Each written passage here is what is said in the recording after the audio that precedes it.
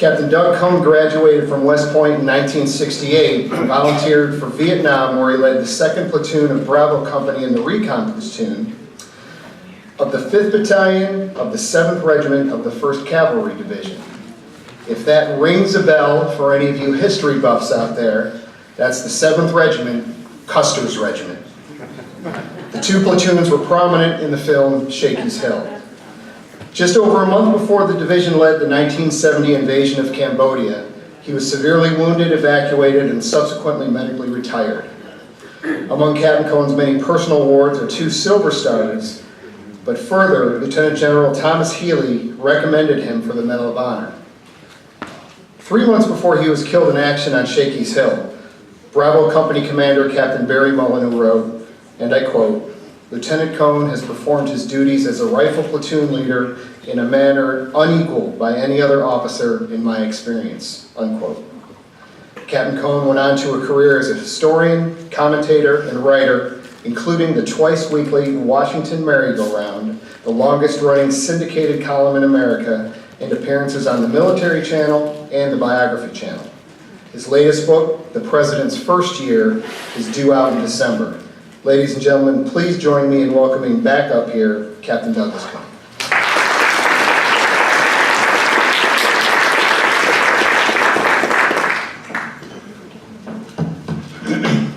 Thank you for those kind words. Before I begin, I would like to introduce to you 2 of my classmates.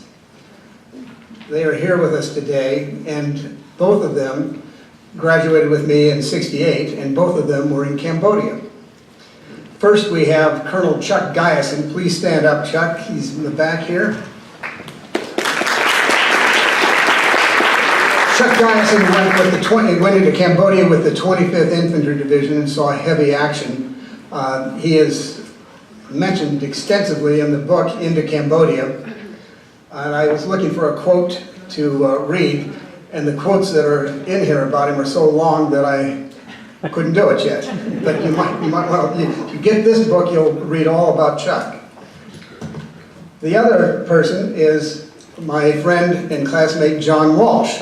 John is back here as well. This is Brigadier General John Walsh. Please stand up, John. John and I happened to be in the same company. We were both in Bravo Company. He was the 3rd platoon leader at the time, and I was 2nd platoon leader. And I'm not going to get heavily into a war story, but I'll give a bit of a story here on this. I took my platoon one day, shortly after I had taken over the platoon, and we started moving into an area, and we heard voices, and then we heard chopping, and I called back and I said, "Are there any GIs in the area?" And the captain radioed back and said, "No." And then I said, "Are there any ARVNs in the area?" South Vietnamese. He said, "No." And then I radioed back and he said, "Guess what?"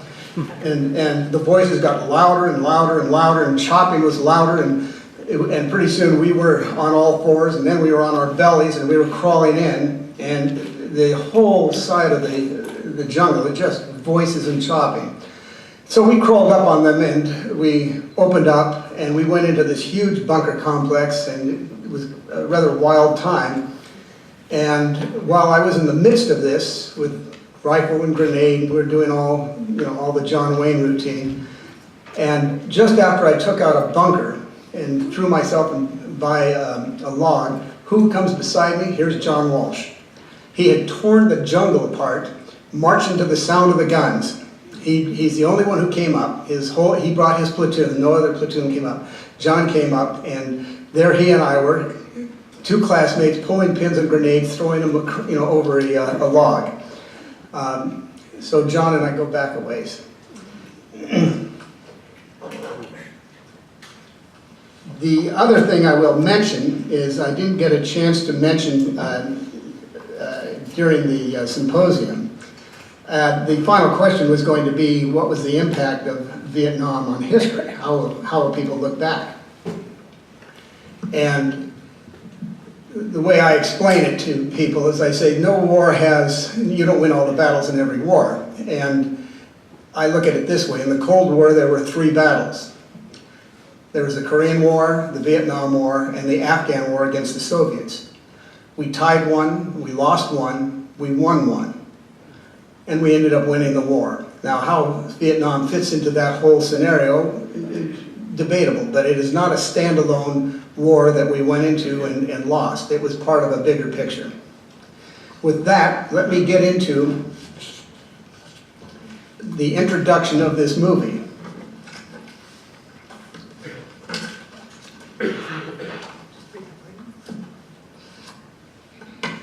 On a morning in 1964, seemingly small, disconnected pieces of tragic mosaic were about to shift in unexpected ways.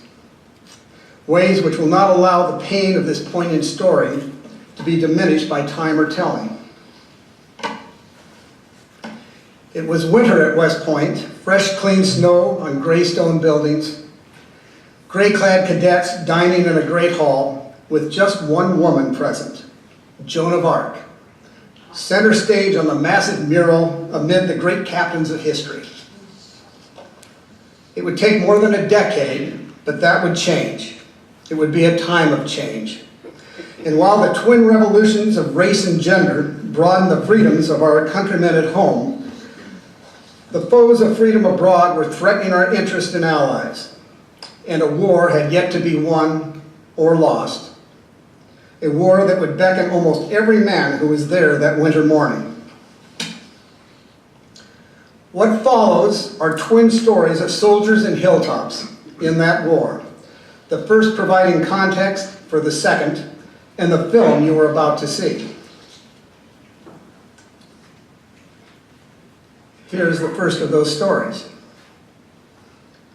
Spying an untouched apple pie at the end of the cadet breakfast, restraint was impossible.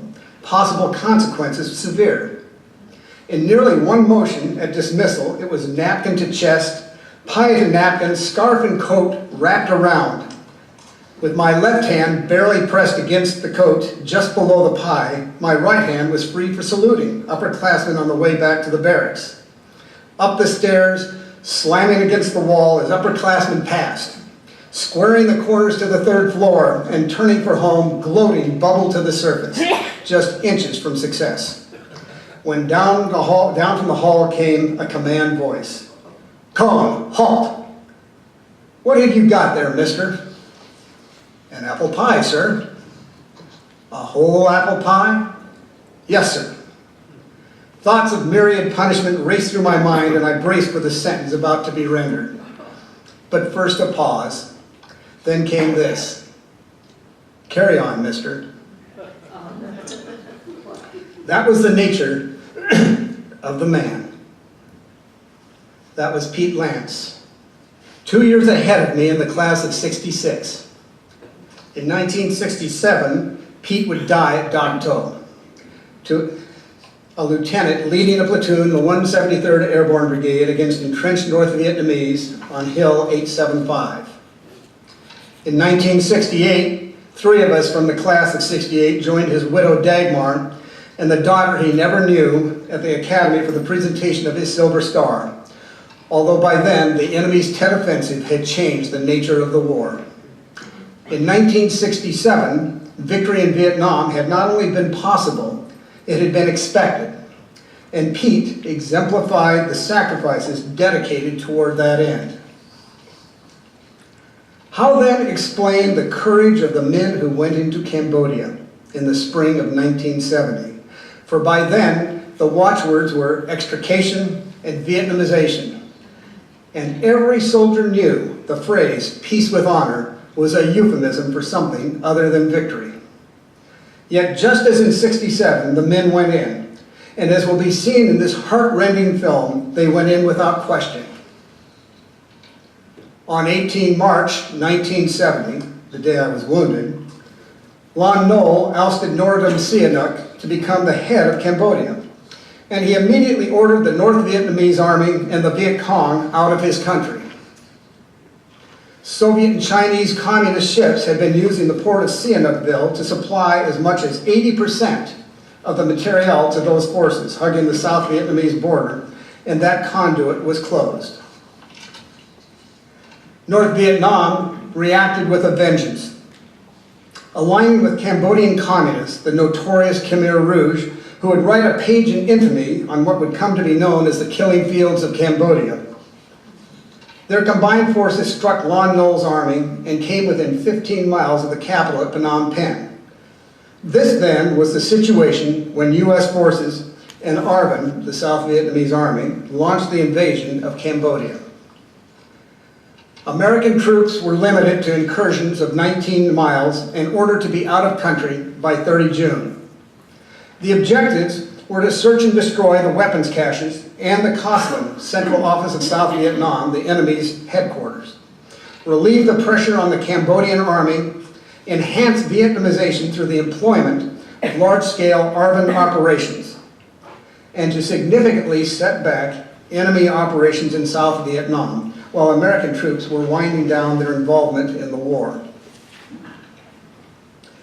All of these objectives were met, with the exception that Cohn was never found and may not have existed. In short, the invasion of Cambodia was a spectacular military success, but it engendered the opposite political reaction in America. Of course, very little of this was on the minds of the men engaged in the operation. Most of them were under 21, which meant they could not drink alcohol in most states and could not vote in any of them. Where then were the malingerers among these voiceless men? They were not in Cambodia. Orders came, duty followed. Combat is unique that way. The new guys, fresh from the States, had seen the big picture on small screens. But after a few days of fighting, only the reality around them and their desperate roles in it mattered on that little slice of hell called Hill 428, Shakey's Hill, named in honor of the popular young sergeant Christopher Keflis, who died there. Each of those men I spoke with, men I had known and led, raised not a question, not now, 45 years later. They spoke of men and mission, of the day and way Bravo Company Commander Captain Barry Molyneux died a soldier's death, and of the others who fell or endured the agony of debilitating wounds. Jungle fighting is close-in fighting. There is no time to ponder or reflect, only to react. Violence for violence. This is what you will see today. Not a film of four-letter word drug-crazed fiction, but rather a stunning real-life drama of young American men in jungle combat. Not the courage of the big picture or noble cause, though selfless and noble it certainly was, but the courage of the moment, because in that environment, the moment is everything. Our soldiers die, their soldiers die, and here lies someone's loved one.